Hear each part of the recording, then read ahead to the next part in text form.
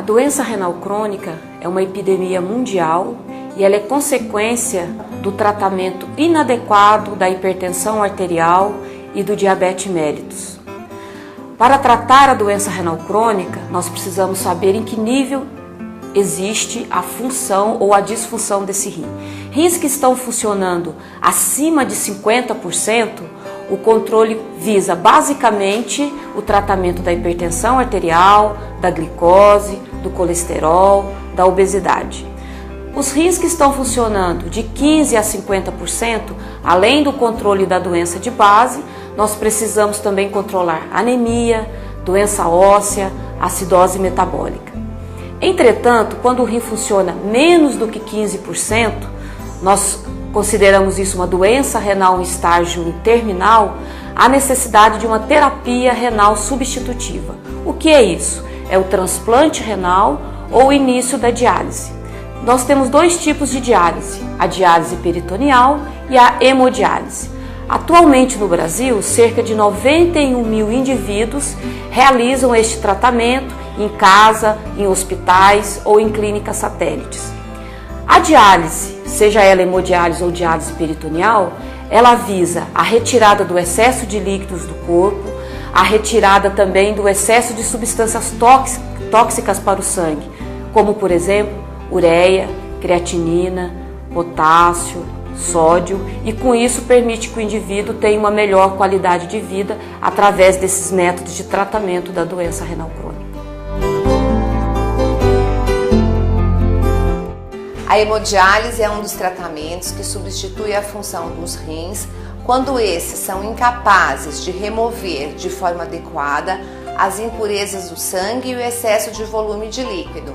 Nesse tratamento se utiliza uma máquina computadorizada que é capaz de monitorar todo o tratamento, garantindo assim a segurança do paciente. O sangue do paciente, com a ajuda de uma bomba, passa por através de um filtro chamado dialisador, que possui uma membrana com muitos poros. Da mesma forma, uma solução especial chamada banho de diálise, que não contém impurezas, permanece em contato contínuo com essa membrana de diálise, o que faz com que ocorra a passagem das substâncias tóxicas contidas no sangue para essa solução de diálise, por diferença de concentração. Após a passagem do sangue pelo dialisador, este é devolvido para o paciente mais limpo. Além da remoção das toxinas contidas no sangue, na hemodiálise também se remove o excesso de volume de líquidos através de um processo chamado ultrafiltração. Para a realização da hemodiálise é necessário a confecção de um acesso vascular que permita um alto fluxo de sangue.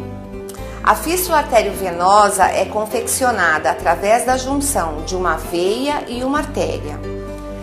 Tanto na fístula arteriovenosa, assim como no enxerto arteriovenoso, são feitas duas punções. Uma agulha retira o sangue do paciente que vai passar pelo dialisador, onde são removidas toxinas, e pela outra agulha o sangue é devolvido depois de filtrado para o paciente.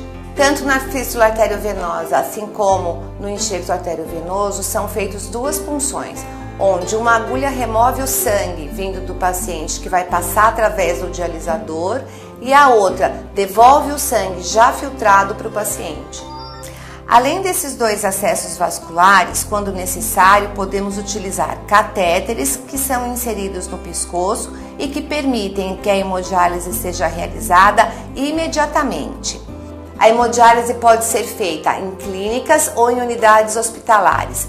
Em geral, os pacientes são submetidos às 3 sessões semanais com duração média de 4 horas. A diálise peritoneal, assim como a hemodiálise, é uma forma de substituir a função dos rins quando esses estão muito doentes. Mas ao contrário da hemodiálise, que utiliza um filtro para realizar a limpeza do sangue, a diálise peritoneal utiliza o peritônio, que é uma membrana localizada dentro do abdômen e que reveste os órgãos internos. Através da colocação de um catéter flexível no abdômen, é feita a infusão de um líquido semelhante a um soro na cavidade abdominal. Esse líquido, que a gente chama de banho de diálise, vai entrar em contato com o peritônio e por ele vai ser feita a retirada das substâncias tóxicas do sangue. Após um período de permanência do banho de diálise na cavidade abdominal, este líquido fica saturado de substâncias tóxicas e é então retirado, sendo feita em seguida a infusão de novo banho de diálise. Esse banho vem armazenado em bolsas de material plástico flexível que tem um sistema para conexão ao catéter abdominal. A diálise peritoneal pode ser realizada em casa ou até no local de trabalho, já que ela é realizada pelo próprio paciente ou por um cuidador após passarem por um treinamento adequado. E ela é uma opção de tratamento para qualquer indivíduo com doença renal crônica. No entanto, existem algumas contraindicações. Ela não pode ser realizada se o paciente tiver algum defeito do abdômen que não possa ser corrigido, por exemplo, uma hérnia abdominal muito extensa que não possa ser corrigida cirurgicamente, ou caso o paciente tenha alguma incapacidade física ou mental para realizar a diálise em casa e não tem alguém que possa realizar a diálise por ele. Existem duas formas de realizar a diálise peritoneal. Uma é a CAPD, que é uma sigla em inglês que significa Diálise Peritoneal Ambulatorial Contínua, e a outra é a DPA, que significa Diálise Peritoneal Automática. Na CAPD, a infusão do banho de diálise na cavidade abdominal é feita de forma manual, pela conexão da bolsa plástica que contém o banho de diálise ao catéter. Após a drenagem, é feita a nova infusão e assim sucessivamente.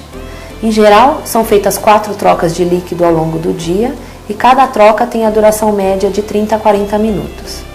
No intervalo entre as trocas, o paciente pode realizar as suas atividades diárias normalmente.